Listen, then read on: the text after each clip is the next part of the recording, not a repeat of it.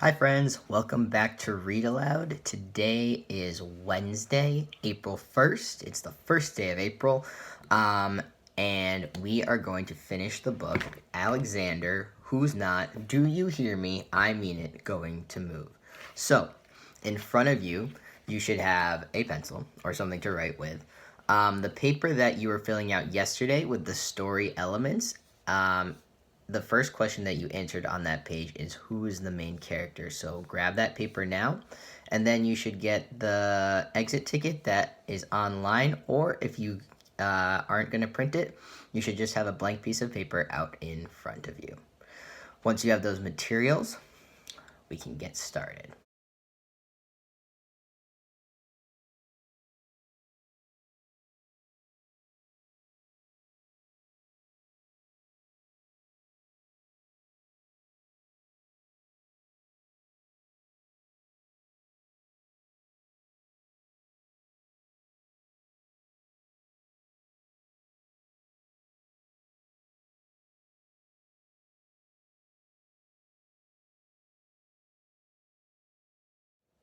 So we read half of the book already, and to refresh our memories, let's go over the story elements that we filled out yesterday. So who is the main character? We know that the main character is Alexander. What do we know about the main character so far? We know that his family is about to move to a new house 1,000 miles away, and he's very upset about it. And he wants to stay in the house that he lives in now. Who are some other important characters? Well, we've got his parents, his mom and dad, his brothers, Anthony and Nick, his best friend Paul, and his babysitter Rachel. Those are important characters because they're important to him. They're making him not want to move.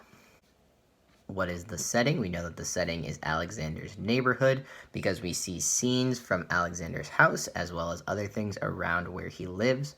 What is the problem? Well, we know what the problem is. The problem is that he does not want to move.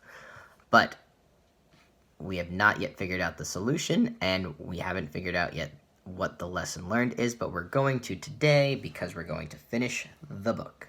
So, make sure you have those materials out in front of you, and let's do it. All right. So, I'm going to read the last page that we read yesterday to refresh our memories. Like selling so much lemonade that my dad said I would probably have to pay taxes. My dad was just joking about paying taxes. I wish he was making jokes about having to move. I'm not. Do you hear me? I mean it. Going to move. Nick says I'm acting like a puke face. Anthony says I'm being immature. My mom says to say a last goodbye to all my special people. I'm saying goodbye, but it won't be my last.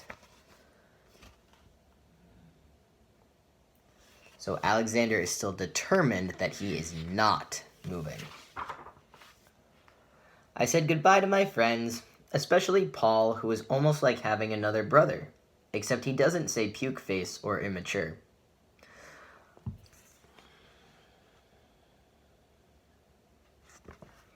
I say goodbye to the neighbors, especially Swoozie, who is almost like having a dog, except she's the Baldwin's dog instead of mine.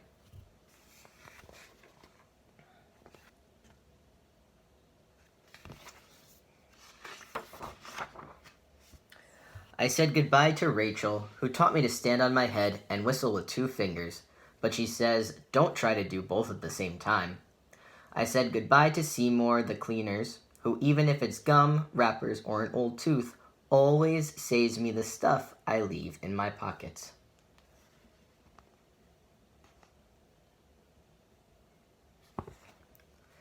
I said a lot of goodbyes to a lot of people, and got a lot of hugs and kisses. Enough hugs and kisses to last for a person's whole life. I said a lot of goodbyes, except I'm staying right here. I'm not going to move. He's holding strong. He says he's not going to move. Let's see. When the movers come to put my bedroom furniture on their truck, maybe I'll barricade my bedroom door. When my dad wants to tie my bicycle to the roof rack on top of the station wagon, Maybe I'll lock up my bike and bury the key. When my mom says, finish packing up, it's time for us to get going, maybe she'll look around and she won't see me. I know places to hide where they'll never find me. So now he's trying to think of any way to get out of not moving, even if it means hiding from his family. Like behind the rack of clothes at Seymour the Cleaner's. Like underneath the piano in Eddie's basement. Like inside the pickle barrel at Friendly's Market. Or maybe I could hide in the weeds in the lot next to Albert's house, now that I know how to tell which is poison ivy. I'd rather have poison ivy than have to move.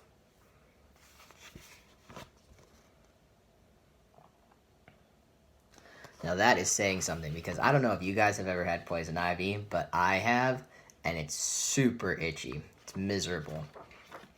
So he must really not want to move if he'd rather have poison ivy than move with his family. My dad says it might take a while, but I'll find a new soccer team. He says it might take a while, but I'll find boys my age.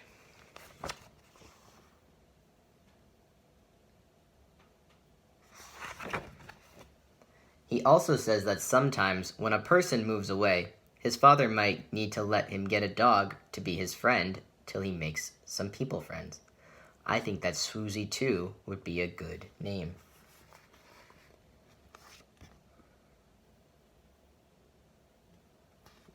So he's starting to think a little differently about moving now. My mom says it might take a while, but we'll find a great sitter. She says it might take a while, but we'll find a cleaners who even saves gum wrappers and old teeth. She also says that sometimes when a person moves away, his mother might let him call his best friend long distance. I already know the telephone number by heart.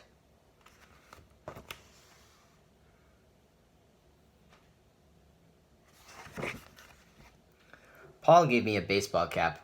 Rachel gave me a backpack that glows in the dark. Mr. and Mrs. Oberdorfer gave us treats to eat for 1,000 miles. Nick says if I'm lonesome in my new room, all by myself, he might let me sleep with him for a little while. Anthony says that Nick is being mature.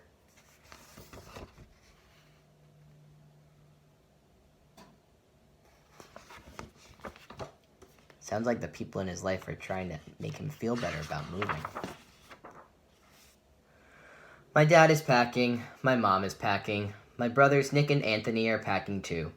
I don't like it, but I'm packing too. They better not try to move anymore when we get where we're going to go.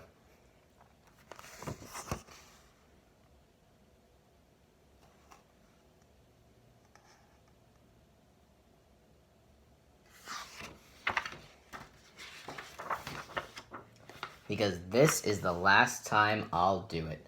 The next time they won't make me do it. Never. Not ever. No way. N-O. I'm not. Do you hear me? I mean it. Going to move.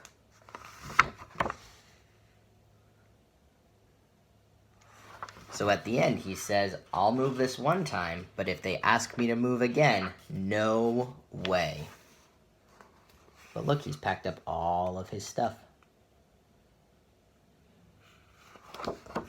Alright, now that we've finished the book, we can figure out what the solution of the story is and what the lesson learned is. So first you're going to figure out the solution, we'll talk about it, then you'll write down what the lesson learned is, and we'll talk about that. Right now you're answering the question, what is the solution? Go.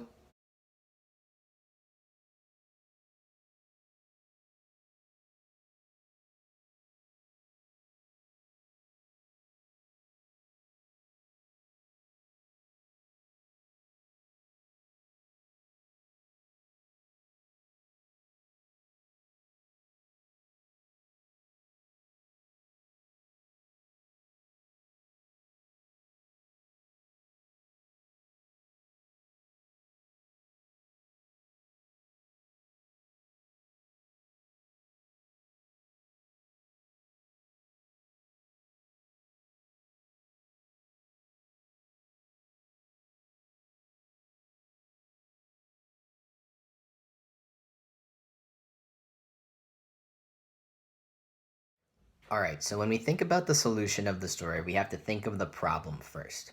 So the problem of the story was that Alexander does not want to move. Do you hear me? I mean it, not going to move. So the solution has to do with him either moving or not moving. Now, I'm going to look back in the story, and I see that even though he doesn't want to, he's still packing up all of his things. And the reason why he starts packing up his things is because his family members and his friends are starting to make him feel a little bit better about moving. So they say that he'll find another soccer team with boys his age, that he might even get a dog. He might get to call his best friend. And his brother even says that if he's lonely, he'll be able to sleep in his room. So the solution of the story is that Alexander agrees to pack up his things because he's starting to feel a little better about moving.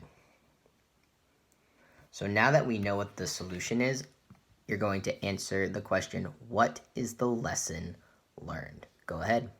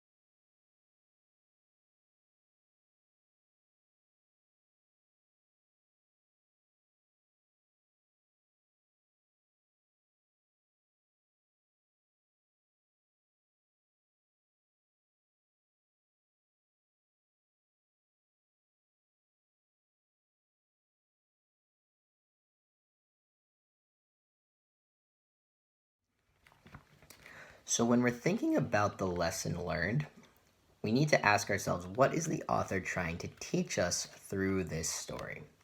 So,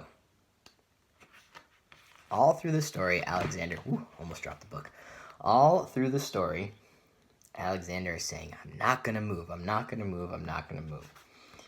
He doesn't want things to change. He says nothing will be the same.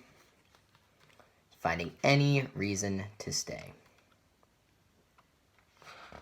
But then at the end, his facial expressions start to change when they talk about moving. So you can't see his face here, but he's imagining meeting another soccer team and kids on that soccer team. He's imagining getting a dog, and he's definitely excited about that here. He's talking to his friend on the phone, and even though he doesn't get to hang out with his friend, he still gets to talk to him, and that makes him happy. And all of his friends are sending him away with cool things, like the backpack, the baseball hat, and some snacks. And even though he's getting ready to leave, he's still feeling okay. He's not as angry as he was at the beginning of the story. So the lesson learned is that even though change is hard, you can adjust to it and things will get better. And we know that because Alexander doesn't want anything to change. But once he accepts the fact that he actually is going to move, he's not going to hide from his parents and stay where he is, then he starts thinking about how life will be in his new house and in his new neighborhood. And his parents reassure him that even though the change will be hard, it will get better and he will be happy again. So the lesson learned is that even though change is hard, he will get through it and he'll be happy again. All right, my friends. So we are going to move on to the exit ticket now. Now, the exit ticket today is a little bit different from the exit tickets that you're used to. We've been talking a lot about character feelings, but today we're going to start practicing another skill that we were working on while we were still in school, and that is retell. So let's remind ourselves what goes into a retell. So in a retell, we need to make sure that we have all of the story elements, which is why it's important that you filled out that sheet while we were reading that story, because that will help you complete the exit ticket. So we need all of the story elements. We know that in the beginning, we need to include the main character and information about the main character, as well as any other important characters, and we need to include the setting. In the middle, we need to include the problem, and at the end, we need to include the solution and the lesson learned. And remember, we also need to include some key details in our retell as well. We're not just going to list the story elements, we're going to include some key details as well, so it's like you're telling the story again. That's what a retell is. It's when you retell the story. So I'm going to put up a slide at the end of this video that can help you write your exit ticket if you need it. If you don't need it, that's fine. And you can do your work all on your own. So remember, as always, if you have any questions at all, reach out to your teacher, and we will do our best to help you. All right, friends, see you tomorrow.